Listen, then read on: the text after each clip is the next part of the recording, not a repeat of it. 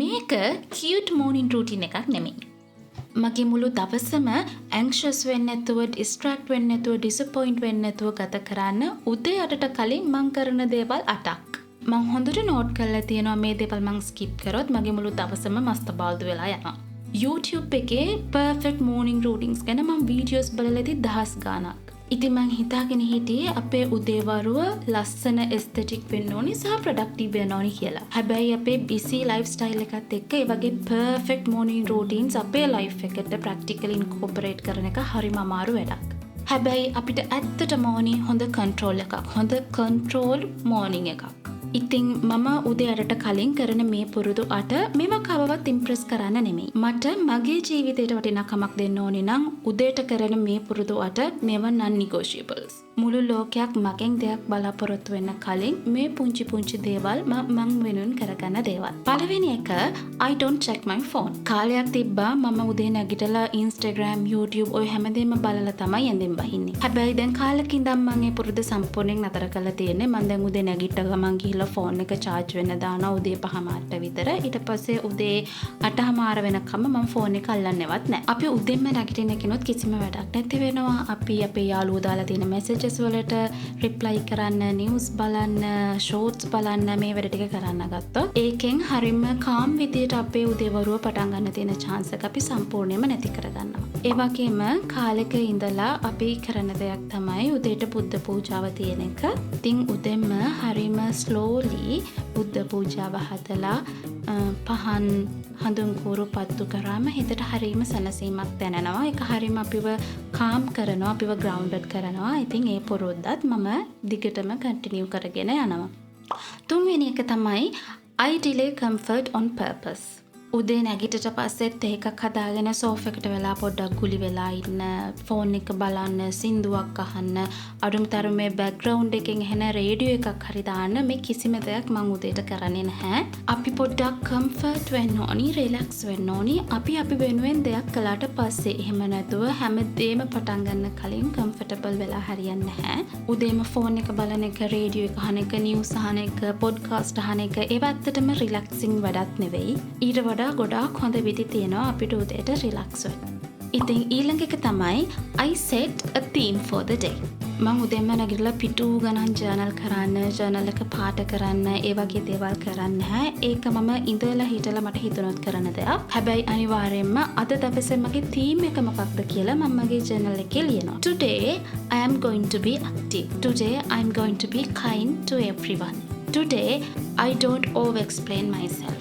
මේ වගේ මොකක්ම හරි තීම් එකක් මම මගේ ජර්නල් එකේ ලියලා ඒක ඔලුවට දාගන්නවා. ඊට පස්සේ මුළු දවසම ඒ තීම් එකට අනුව වැඩ කරන්න මම try කරනවා. ඊළඟ එක තමයි I do one thing that I've been avoiding.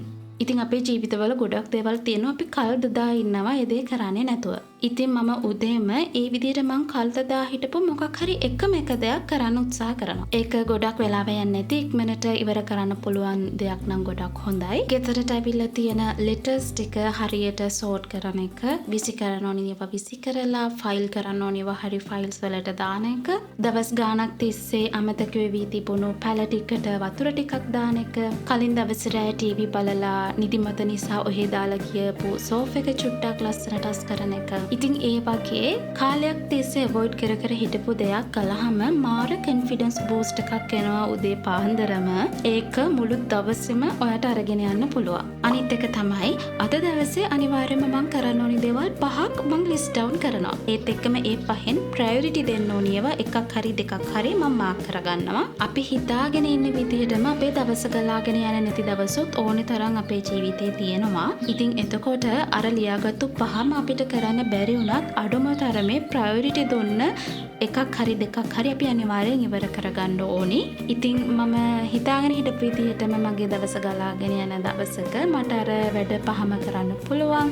එහෙම නැති දවසක ඉතින් මම අර මාක් කරගත්තු ප්‍රයොරිටි තියෙන එකක් හරි දෙකක් හරි ඉවර කරගත්තාම මගේ හිතට සැටිස්. ඉතින් ඊළඟ එක තමයි මේ අවුරුද්දේ මම කරන්න ඕනි මොකක්ම හරි ගෝල් එකකට අඩුම තරමේ මම පැය භාගයක් වෙන් කරනවා. ඉතින් මේ දවස්වල උදේ 8ට කලින් මම පැය භාගයක්වත් වෙන් කරනවා මගේ YouTube channel එක grow කරගන්න goal එක වෙනුවෙන්. ඉතින් ඒ වගේ මොකක් හරි goal එකක් ඔයාට මේ අවුරුද්දේ තියෙනවා නම් මොකක් හරි exam එකක් pass වෙන්න, බර අඩු කරගන්න මේ වගේ මොකක්ම හරි goal එකක් ඒ වෙනුවෙන් පොඩි පැය භාගයක් වෙන් කරන්න උදෙන්ම එහෙම කළාට පස්සේ ඔයා වෙනුවෙන් දෙයක් කළා කියන හැඟීම මුළු දවසේම ඔයාට තියෙනවා. ඉතින් ඔයාගේ දවසේ ඉතුරු වැඩ කටයුතු ටික කරගෙන යන්නත් ඒ හැඟීම ඒ එනර්ජි එක මාර විදියට වටිනවා. ඉතින් උදේ 8 වෙන්න කලින් මම කරන අන්තිම වැඩේ තමයි I prepare for my future self, not my mood. අපි උදේ නැගිටිනකොට එක moods එක නැගිටින්න පුළුවන්. තරහක් එක්ක, දුකක් එක්ක, කලකිරීමක් එක්ක.